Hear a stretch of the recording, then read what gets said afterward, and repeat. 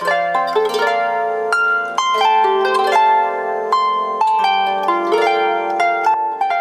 and welcome to the Quaker Meeting House. We hope you enjoyed the virtual tour. Hi, I'm your tour guide, and over there are the meeting managers, Sue and Tony. I'm Sue, this is Tony. We are the managers here, and we also live in an adjacent flat, so we're here most of the time. So in normal times, we have lots of different meetings for worship here each week. We have 2 meetings on a Sunday, we have early morning meetings on Mondays and Fridays, a lunchtime meeting on a Wednesday.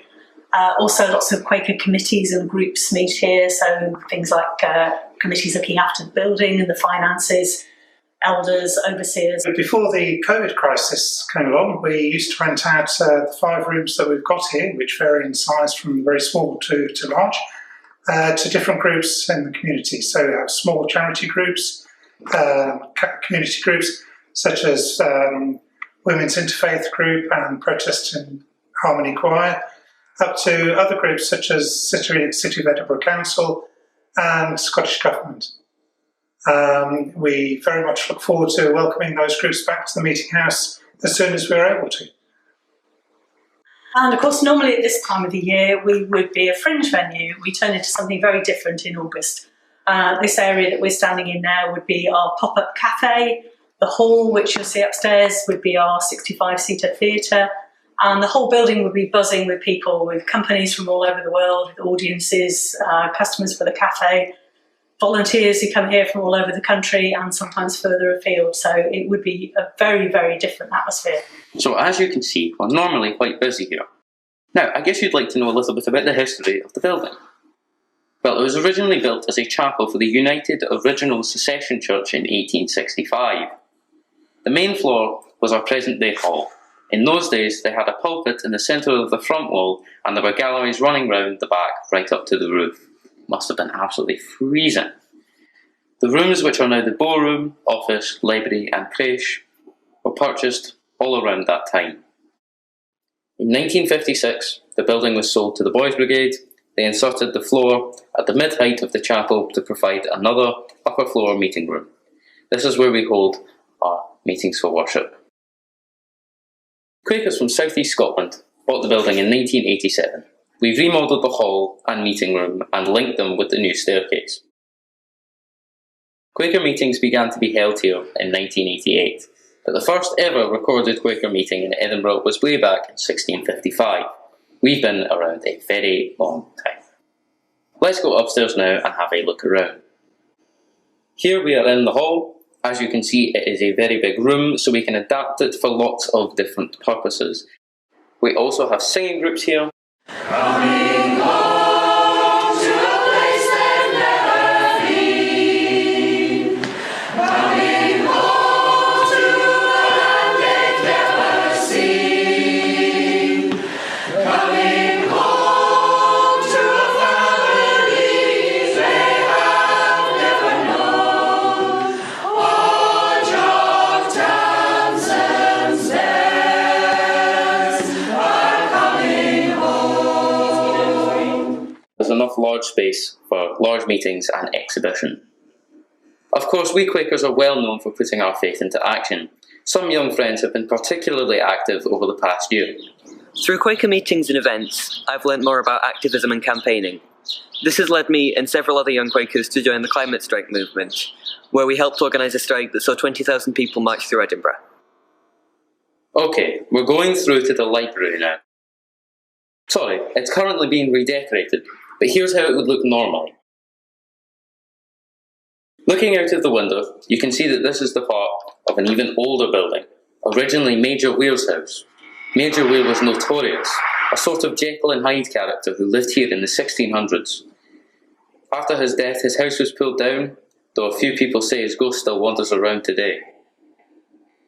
This is the kitchen, which is a hive of industries on Sundays. We make fresh soup, along with bread and cheese, for lunch, which we will all eat in the hall. The soup is particularly delicious. Last of all, we're going up to the meeting room. Come inside, there's a fantastic view of the old town and beyond to the Pentland Hills. This is where we hold our meeting for worship. Meetings are silent, unless someone feels deeply moved to speak. We call this given ministry. Sometimes a few people may speak per meeting per worship, sometimes no one speaks at all.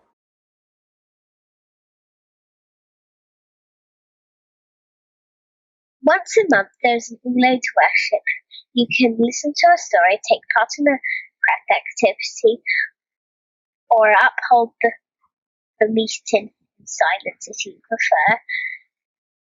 Sometimes we children read the story instead of the adult. We're handing you over to one of the elders now, who is going to explain about what Quakers believe. It's been great having you along on the virtual tour. Goodbye.